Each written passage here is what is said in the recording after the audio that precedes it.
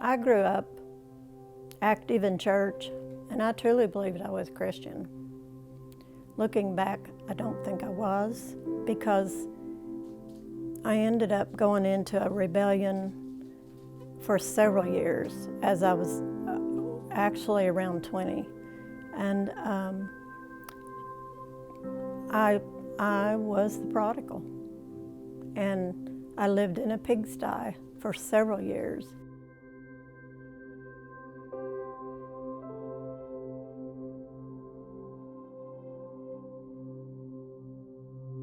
There were 6 of us siblings. My dad was pastor of a little tiny church that would never have been able to keep their doors open had he not stayed there. And because, of course, they couldn't pay very much salary, and we had 6 siblings. And I frequently say we weren't poor, we just didn't have anything, because we loved each other and we were close. And we'd all 6 of us kids would sing together. We'd sing in harmony, all of us, different parts. And so, you know, I look back on my childhood as very blessed. Between the faith that my parents and Phyllis Kiefer displayed, it was just there constantly. Anything that went wrong, we first turned to the Lord and believed that He would work it out for our best interest.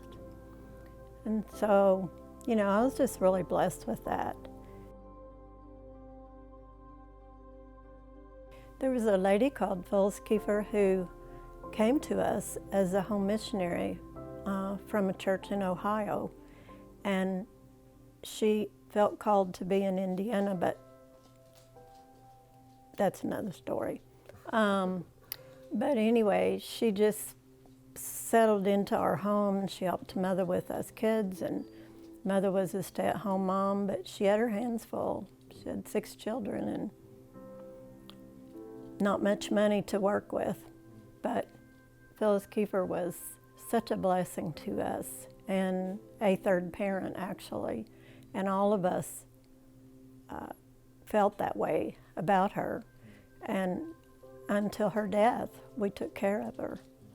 And she just was such a wonderful, godly woman, solid in her faith, solid in her theology.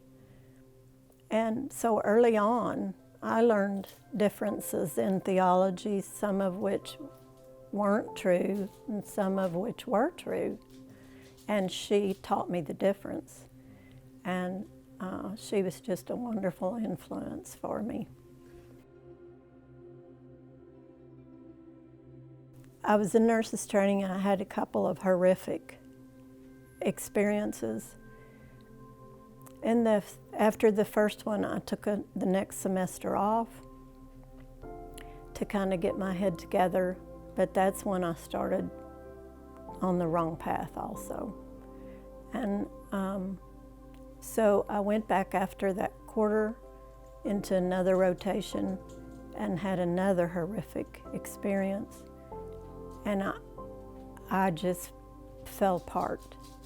I called my dad and I said, "Dad, I can't do this." And he said, "I'll be there." From that, I started in the rebellion stage, and I was literally in a pigsty. I was just doing everything that I shouldn't do. I was drinking, I was hanging out in bars.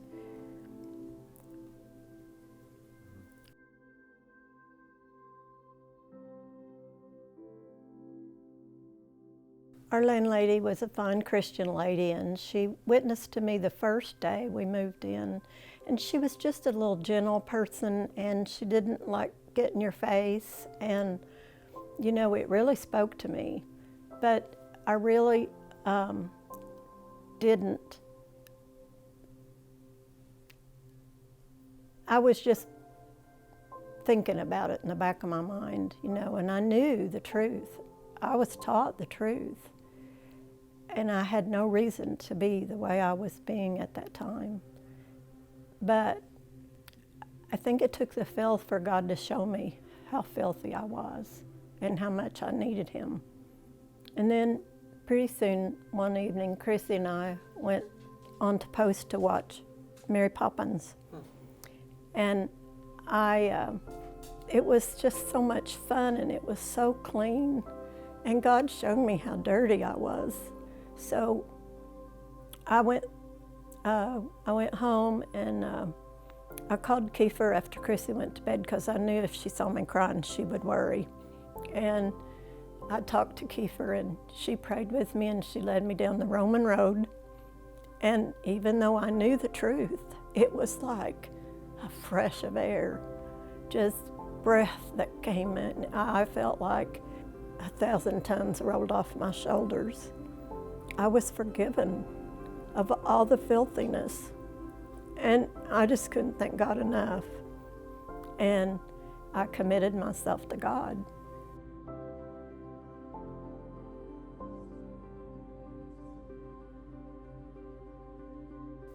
You know, here's what I say about Christianity and my salvation in particular. Jesus paid much too high a price for me to take it lightly. And I'm thankful for him every moment of every day.